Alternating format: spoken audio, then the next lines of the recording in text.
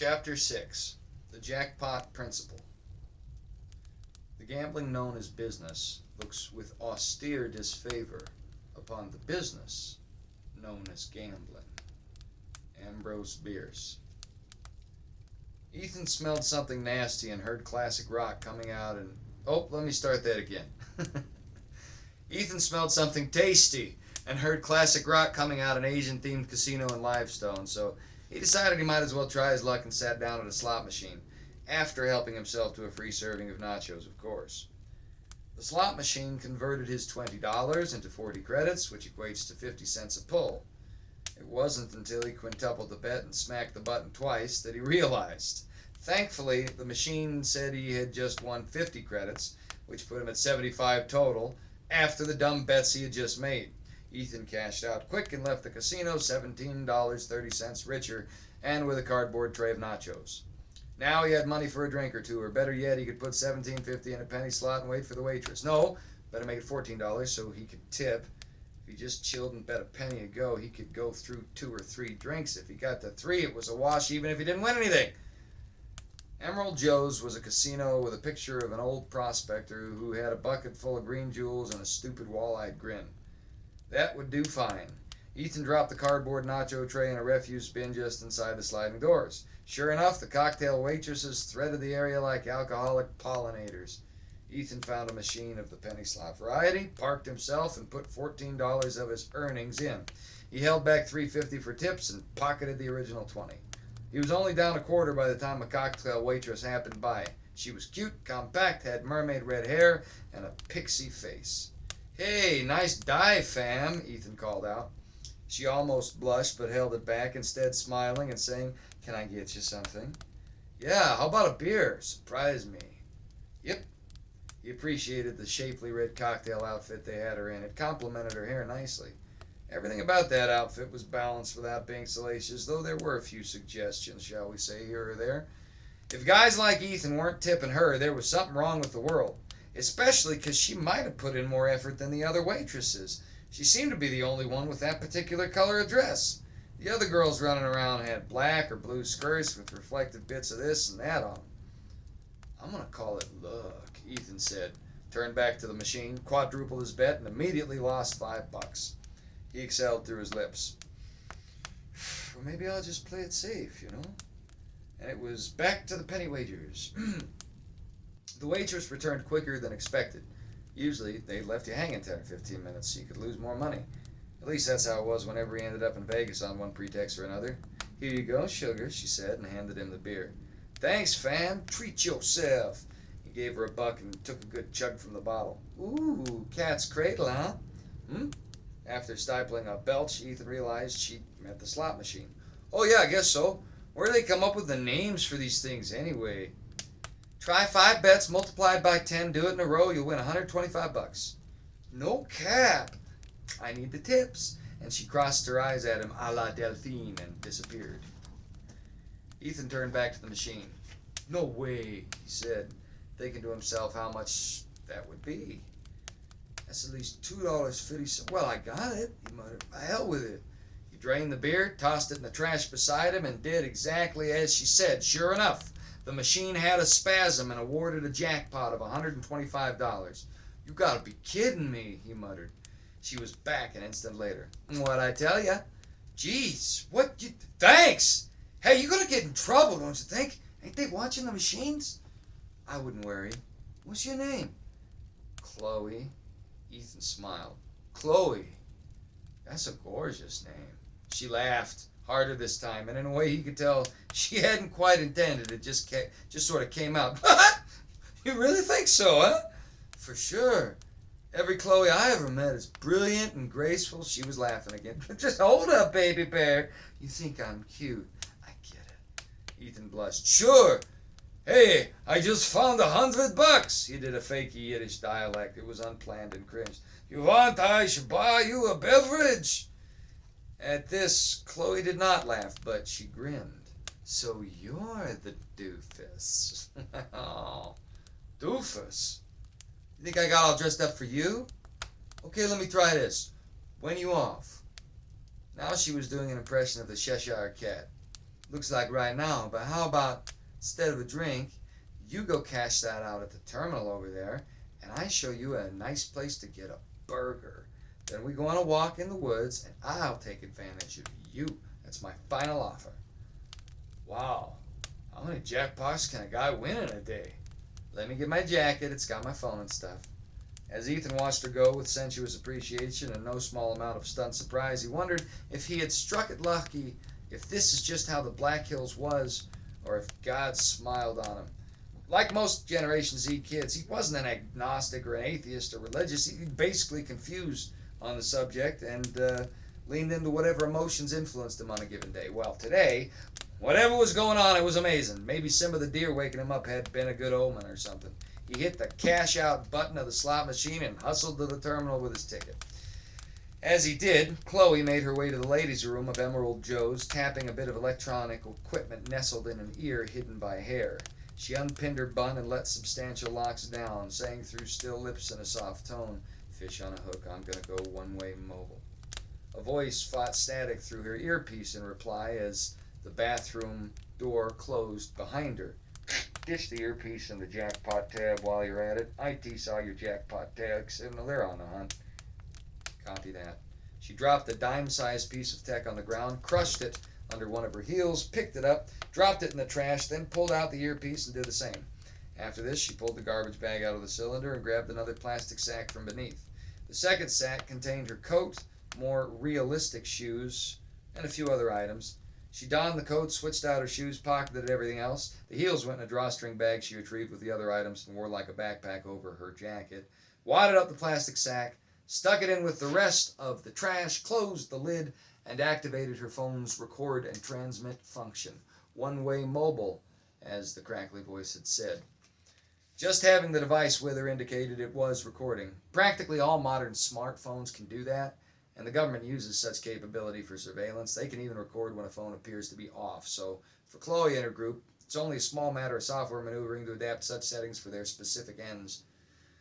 Last but not least, she tossed a handful of receipts and an ID badge in the bin, then left the ladies' room. The jacket was made of denim and covered in rock and roll buttons, quite similar to the one Ethan had arrived to Trail Livestone wearing, in point of fact. She found Ethan at the cash terminal, tucking bills in his wallet carefully. "You gonna stare at a billfold all day, or this peach?" She leaned in at an angle and gave her backside a good slap. He blinked. "I mean, no cap, you got a point." "I hope not. I always thought I was thick." "That thing is dank, is what I meant." "You drive?" She made a dancer's turn and leaned into his bubble a bit. "Of course I drive." "Good, 'cause you're driving. Where you park?" "Behind the dollar store, 'cause no meters." "I know the spot." Ethan looked around as they left the sliding doors. "You sure you can just walk out of work like this?" "I make them more money than they make me. We got an agreement." She made an exaggerated wink, then took his hand and smiled a pixie smile. "You ain't a hooker, are you? I mean, I don't..." She interrupted with a laugh. "No, I'm not a hooker. And don't get any ideas. There's these raspberries in the woods. They're really called thimbleberries. You'll see why. But you're not getting any of this just yet, all right?" She made several hand gestures indicating varying portions of her anatomy. "I gotta get to know you, don't I? Can a girl do that?" "And you're not a tranny?" She laughed even harder. You've never been picked up by a girl? What do they do to you out there in California?" "How you know I'm from California?" "The smell, fella." "What smell?" "You mean that's not weed?" Ethan blushed. "Oh yeah, so I didn't shower this morning. Listen, I got woke up by a deer. It scared the hell out of me. Listen, I usually wear deodorant, I swear." "See, you're from California." "It's not weed. I didn't shower. A deer scared me. LOL. Ermagerd." "Okay, you got me. Bay Area. I won't hold it against you. Or the smell. Or that stupid Vato accent. Don't worry, there's no smell. I'm joking about the accent and it all. You know what? I ain't even tripping. Where's this burger joint?" Indeed, Ethan was not worried. He was not, as the young folks say, tripping. But perhaps he should have been. As they crossed the street toward the car, behind them a dozen or so security personnel in hotel uniforms could be seen through the wide, floor-to-ceiling windows of Emerald Joe's, sprinting between slot machines and blackjack tables. They were headed to the ladies' room from the first floor, but of course, They were too late. Nestled among hills so green they hit the eye like visual citrus was a little tourist trap at an intersection leading to Spearfish Canyon. Primarily, it was a burger joint aimed at travelers going up and down the canyon, where quite a variety of things were happening in July. Side-by-side ATVs and motorcycles made winding mountain roads feel almost urban. The burger place was busy, but Ethan didn't care. He was dazzled by Chloe and doing everything he could not to make a mistake. He didn't know why. Everything he seemed to do just worked. She really liked him, and he couldn't believe it. They spent an hour or so getting food, and she wasn't like the other girls who did their best to hide their appetites. She had a healthy appetite and no fear of showing it. When finished, she led him to a hidden pathway by a creek just down the canyon from the burger place. The path was barely wide enough for two to walk side by side, and often one had to follow the other. It led through exceptional greenery to a meadow limbed in pines. Gentle hills were clothed in grasses, bushes, flowers, and more, all waist high, every color. It's like the Pacific Northwest, Ethan remarked. You been up there? Chloe had just picked a bright purple flower and was admiring it. Yeah, I used to go up there every now and again. It's a day's drive from San Fran. Had to get out of the city every now and again. This is bussin'. Like, I thought I was just going to see grassland in South Dakota, but I had no idea. Well, it is. It is grassland for the most part. The Black Hills are an isolated mountain range like a nipple on the tit of the plains. That yanked a laugh out of Ethan, or perhaps a guffaw. Girl, you salty. No, I'm sweet. Ethan had a grin that could not be denied. I had no idea anything like this existed in South Dakota. Or you. Me either, she replied, dropping the flower, sharing eye contact for a sensuous moment, then looking keenly around the field. Once or twice, she checked her phone. But Ethan assumed this was a reflexive thing. What else would a guy think? How long you lived up here, Chloe? Oh, a month or so. No cap. I just came here about a month and a half ago myself. Yeah? Been looking for a good job, a good opportunity, you know. I'm in IT. You ought to talk to the people in the casinos. They got all kinds of tech on those machines. You'll never be in a casino where there isn't some kind of IT department, you know? Like, they've got to protect their interests. Sure, on paper it's all random, but none of those machines are random. I know, that's why I was worried you'd get in trouble at Emerald Joe's. You tried looking for work in Limestone? I'm waiting for the right opportunity. Don't want to flush the prey, you know what I'm saying? Bet. Fair. You have to wait for the right moment. Bet. She looked him in the eye with a spark of electricity, and Ethan, he about melted. Before he could say anything, she broke eye contact and pointed halfway across the little meadow. There, thimbleberries. That shrub with edges on the leaves. I think I see red. Them the berries? They went to investigate. Sure enough, it was like she said. They were as raspberries, but smaller, like midget thimbleberries, as she called them. Chloe picked one and ate it, taking a moment to savor the wild berry before smiling. Perfect. Scattered across a skinny, hip-high bush, about 24 little crimson accents drifted amidst green leaves on the mildest breeze. Ethan grabbed one and ate it. It tasted like a raspberry, only somehow a bit more sweet and tart at the same time. He was also reminded of cotton candy, weirdly enough. About as perfect as you, he blurted. Oh, she had a smile on her voice. How am I perfect? Well, look at your hair. I always found that, like, Ariel neon red, just sexy. Who don't? But, like, I love that. And you know all them tech things in the casinos, and you live where I do. Go on. I got a jacket almost exactly like that, and you like all my slang. Well, I understand it. Bet. She rolled her eyes.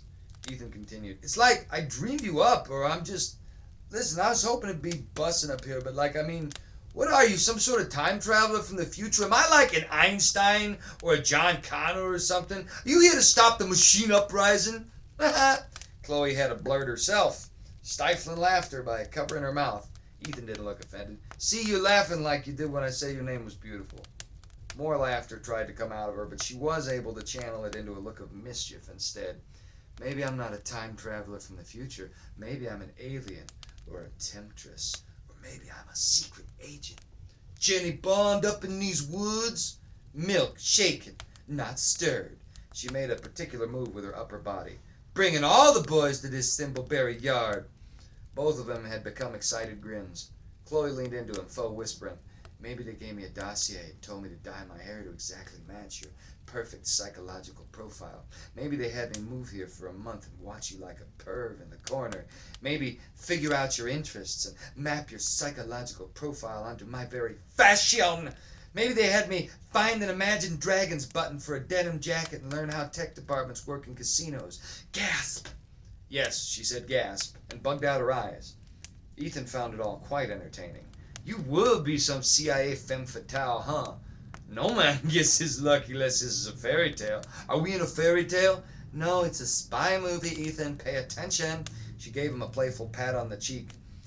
They were very near now, and the normally cowardly Generation Z Ethan, well, he went for it. They had a fine time necking for a good 5 minutes, leaning into youthful physicality. Ethan gave himself up for the present moment and did not notice when Chloe swiftly, motionlessly, and expertly checked her phone again. Of course, this was the moment when the notification came through. If the intel was right, they were a go, and she had about 2 hours minimum, at least by their estimate, whatever variables were involved. Not everybody was allowed to know every detail about a job. That's just how it was. Chloe pulled away from Ethan and leaned into one of her tactics. "But remember, I told you, you don't get any of this that easy. I'm here to take advantage of you." And she ran from him, giggling further into the metal with a squeal. "Oh, you're just gonna make me blue and run off, is that it?" he called back and pursued. This saccharine ritual continued another 2 or 3 minutes before she let him catch her again and commenced the previous lip-locking activity, this time against a gentle, mossy hill. She gave him another 30 seconds, then feigned discomfort and said, "But how do I know you're not just some weirdo playing hobo in casinos and stringing me along? Come on now. You've seen me before. Like, you'd have seen me, right? Wouldn't you? Come on." "I guess what I'm saying is, take me to your house." This did not require debate. Ethan blushed, smiled, said, "Okay, let's go. One thing I gotta tell you. I'll tell you on the way down." "What?" "Well, I got a roommate. It's this old fella." And he continued to elaborate as they made their way back down the path to his car. There was a lot to elaborate on, and Chloe always made it easy for him to do so by listening and pretending to be fascinated with every word out of his mouth. Now, don't get the wrong idea about Chloe. It's not that she was a genius at social manipulation. There wasn't some mysterious feature of her background that made her especially proficient at such disingenuous activity. She just understood the dynamic at play between man and woman. If there was anything in her background enabling her success here, it was such understanding, a kind reinforced by the intelligence community, but not in a way that led to any shocking revelation for her. Most women on some level understand this dynamic if instinctually. A man wants, above all else, to be useful. He wants to be trusted in his capabilities. Therefore, and this Chloe knew, all a woman must do to totally enchant him is make him feel such respect. As Mark Twain pointed out, it's easier to fool people than to convince them they've been fooled. So Ethan suspected nothing as he told Chloe anything and everything about himself, his family, his life, his situation, and crazy Carl, from whom he was presently renting.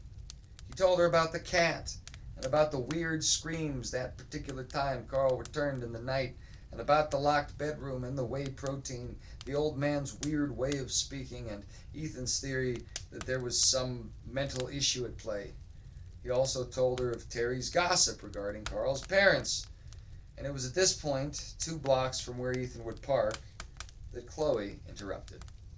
"You mean he killed his parents and stole their house and just lived there until he grew up?" "That's the gossip." "So he's the guy then?" This made Ethan catch his breath. "You mean you heard you heard what's it, the myth? The man? The legend?" He chuckled. "Yeah, that.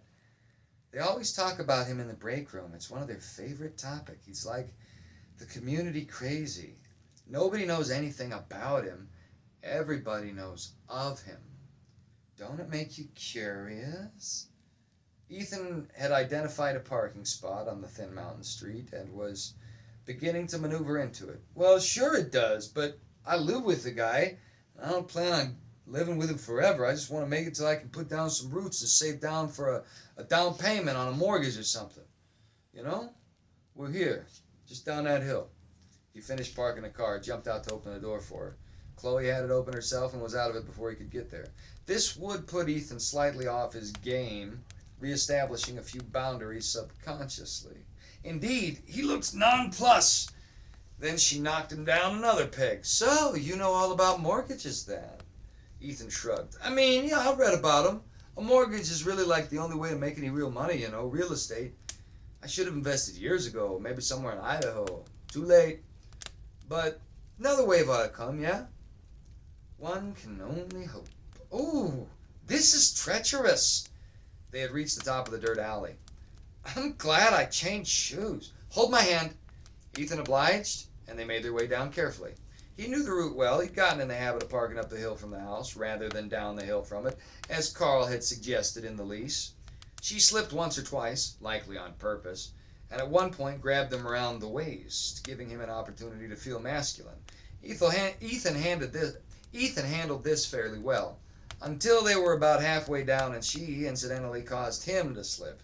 He was, after all, a skinny tech kid out of San Francisco and not given to musculature. So down they went, first stumbling, then half running, then tripping over rocks. This took Chloe by surprise. She had not leaned into Ethan very hard. She feigned joviality as momentum and gravity played their roles.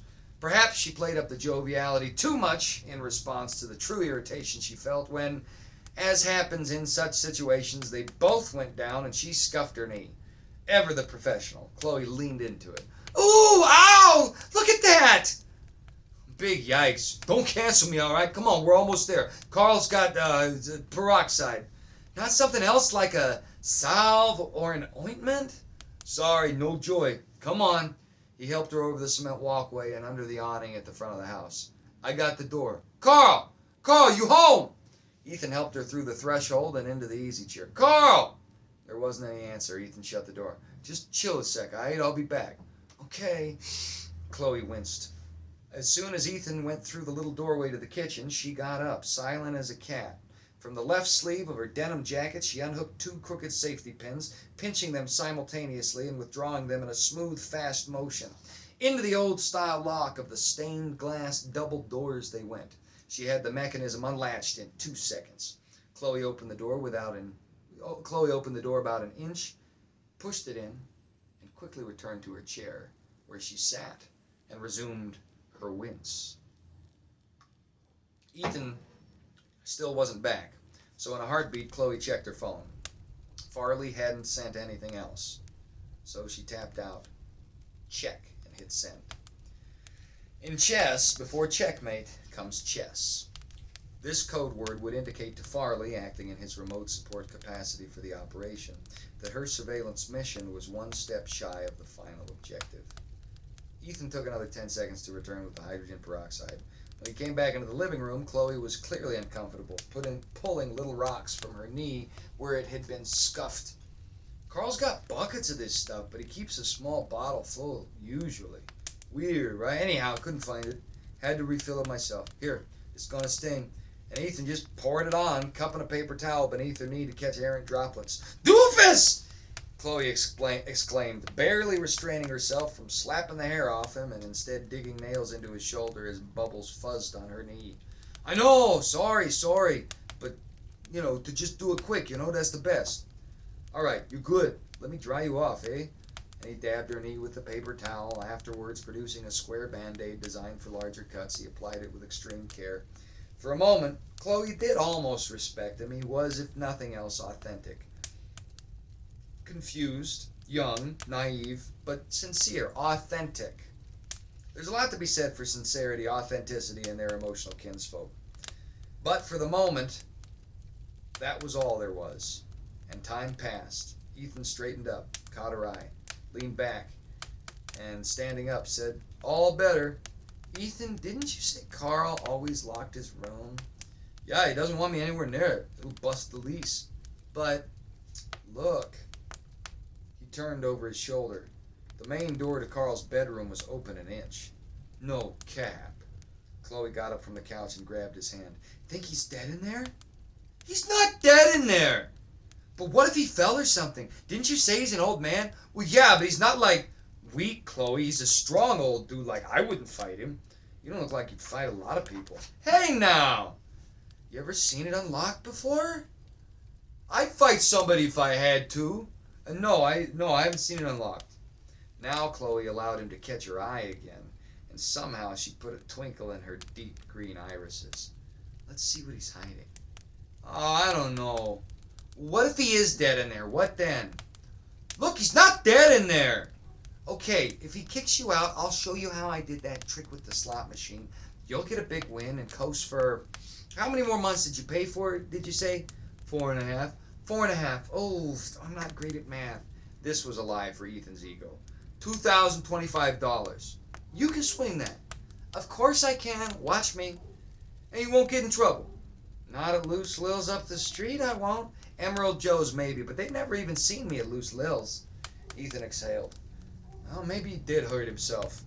He stared at the multicolored stained glass door an instant longer, then at Chloe, then at the doors again. She was hot enough to risk it. Stay close. I don't know what's in there. Ethan pushed the stained glass door aside. Carl's room was like a window into the mysterious man's mind. A queen-size bed was in the middle of the room with a desk adjacent to it. There were no windows, but there was an opaque skylight. You couldn't see through it, but it let the light in. Large, soft rugs covered every bit of the wooden floor. They were organized together like an old-school rainbow jigsaw puzzle. The carpets looked as though they had been cured and prepared from actual animal skins, and as such had no uniform edges. They made a sort of tower shape, but it also reminded Carl of a seashell, a great conch shell upside down in a crater of some kind. A great conch shell upside down. It was hard to really say. It was made piece by piece from variable segments like a stained glass window, except for one rectangular bit near a closet door beside the bed toward the house's center. Other than that rectangular bit, none of the rugs had anything remotely polygonal about them. They were in every conceivable color. Pause. Sorry about that dog. Nothing I can do. Call it a watermark. Return.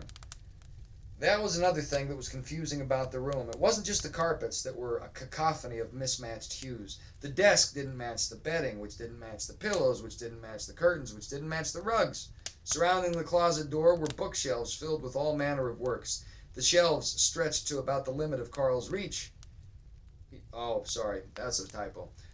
The shelves stretched to about the limit of Ethan's reach. He found this out by pulling one down from the very top. It was an English to Russian dictionary. He thumbed through it and quickly put it back, stretching on tiptoe to do so. Chloe was beside him, looking at the middle shelves. The Doors of Perception, she muttered. Huxley. Bunch of stuff by Timothy Leary. Chaos and cyberculture. This old guy you're living with ever do drugs? No. Let me see that, Ethan said. Here? He thumbed through it and felt his eyebrows doing things he had not intended. Then he looked up from it and more closely examined the other volumes on the shelves. Many of them were about computers and coding. There was one on hexadecimal coding, one on binary, one on quantum computing, many concerning a diversity of tech theory. Some were in Russian, some in English. You noticed a few in Japanese. There was the simulation hypothesis, programming the universe, the holographic universe, and many others similar. Simulacron 3. He didn't even know other people were aware of that book. It was fiction, but definitely had some ideas. There was also Lilith by George MacDonald and the Narnia books, as well as at least 10 different prints of a book Ethan had never heard of by C.S. Lewis called That Hideous Strength.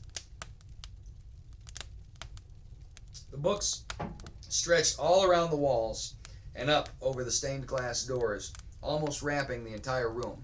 Everything was neatly organized, if frenetic, and the backs of the books contributed to the uneven, almost adolescent energy of the space.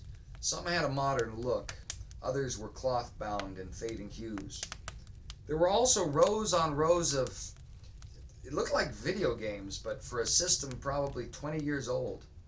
Ethan recognized a few computer-generated characters from his childhood and was moving to investigate. Chloe, apparently bored with the books and games, bent over to see under the bed. No crazy old guys under here, she muttered. Think he's in the closet? What do I know, Ethan shrugged. Chloe checked the closet, and a pile of clothes fell out from where they'd been shoved floor to ceiling in a fashion much less organized than the rest of the room. She made a high-pitched noise and jumped back, causing Ethan to duck and look around schizophrenically. Then he noticed the clothes and exhaled. So I guess he's not always a neat freak. I guess not, Chloe reciprocated. It took the two of them just a moment to gather the clothes and shove them back in the closet. Ethan held the pile in, and Chloe shut the door as he pulled his arm back at the last instant. They turned around to look at the room from that angle. There was another armchair and lamp, a few paintings and pictures on the far wall. One clumsy sketch of a young couple that looked as though Carl might have done himself was under that, and beneath that was a crossbow leaning against the corner diagonal from where they stood. A cylinder of arrows was beside the bow, and strangely enough, what looked like a samurai sword, but the sort you picked up at novelty shops at malls. There was also a small rifle. He must be a hunter, Ethan remarked. Maybe, but what's he hunting with a BB gun? Is that thing a BB gun? Yeah, Chloe said, and chuckled at him a second. You never seen a gun or what? Listen, they're illegal in the Bay. Chloe rolled her eyes. They'd make thinking illegal if they could do it out there. Well, thinking that ain't trendy anyway. Where's the cat? Is that the one you were telling me about? Slinky. It's his cat. Cat's always in here. Or somehow in my room. Maybe he's in your room. She. Hey, I haven't showed you my room yet. Sure, we'll check it out when we're positive old what's-his-name is gone. Here. She sat on the bed and patted an empty spot beside her. Ethan felt a thrill and sat. She continued, See, it looks like to me, at the moment, that, well, it's just you and me. And she got all soft-eyed, and then the twinkle was there again.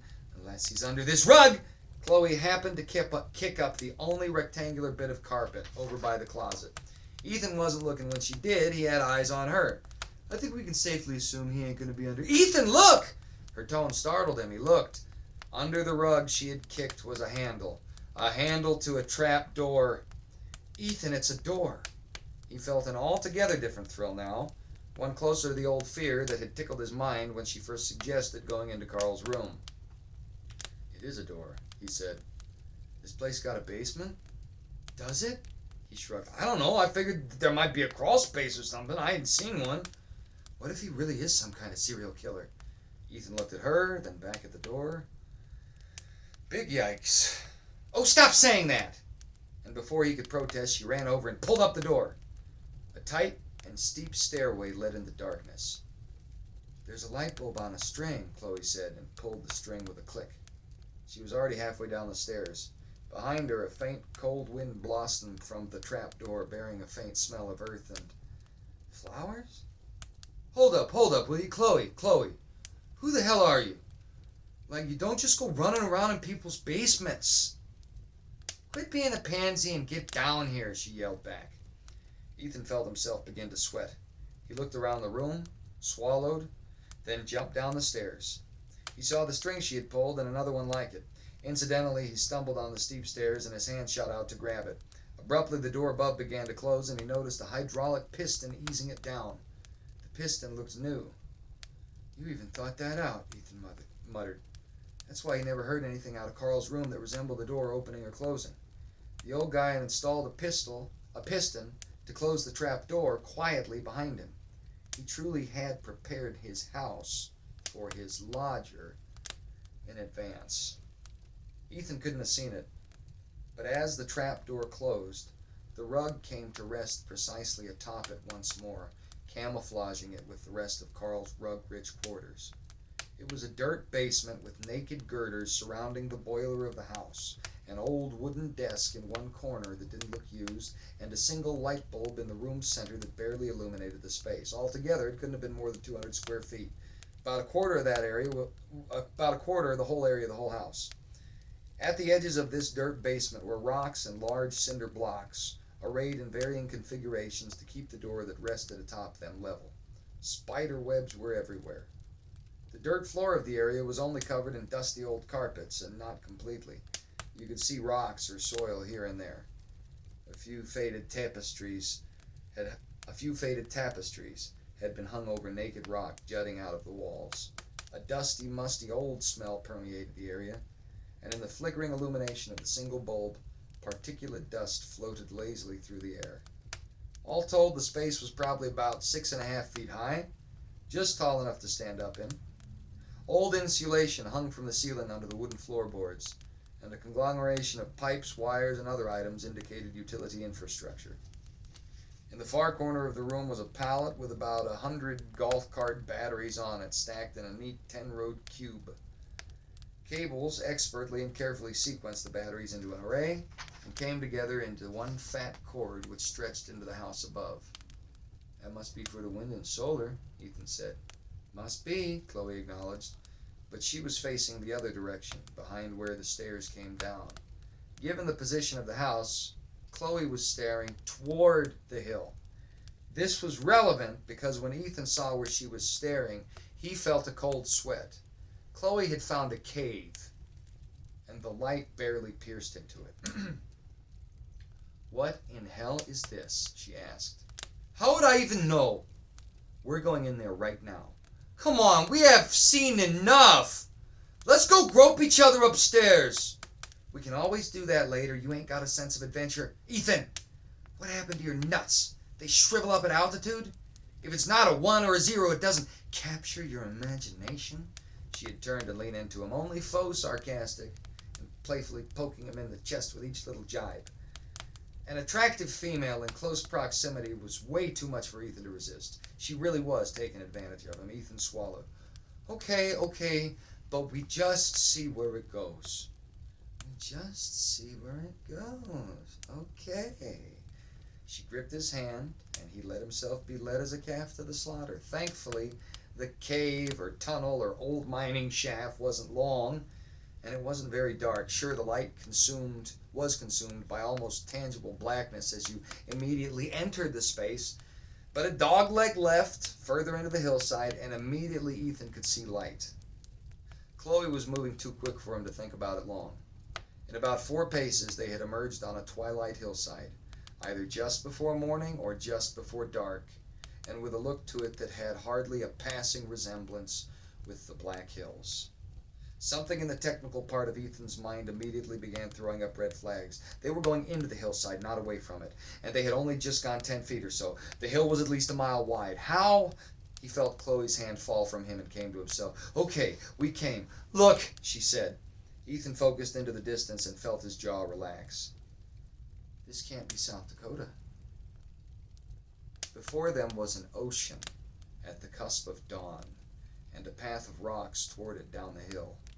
It was a green, steep, treeless hill, one of many that rolled up from the ocean like landlocked waves undulating across the countryside and covered in all manner of flowers waving in a gentle breeze.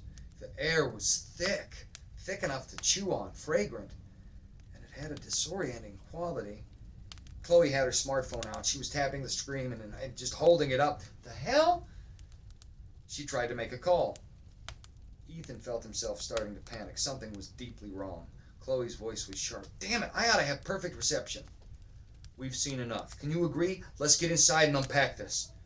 Chloe looked at him, and there was no longer a twinkle in her eye. Her expression had become blank. Those beautiful eyes were now empty, like a shark's. But perhaps she meant to have a twinkle in them, and had just forgotten how, if briefly, because her mouth smiled, and she said, "Okay, Ethan, let's go talk about it." They turned as one, and the tunnel they had come through was naught but stone. They hadn't been outside it 10 seconds.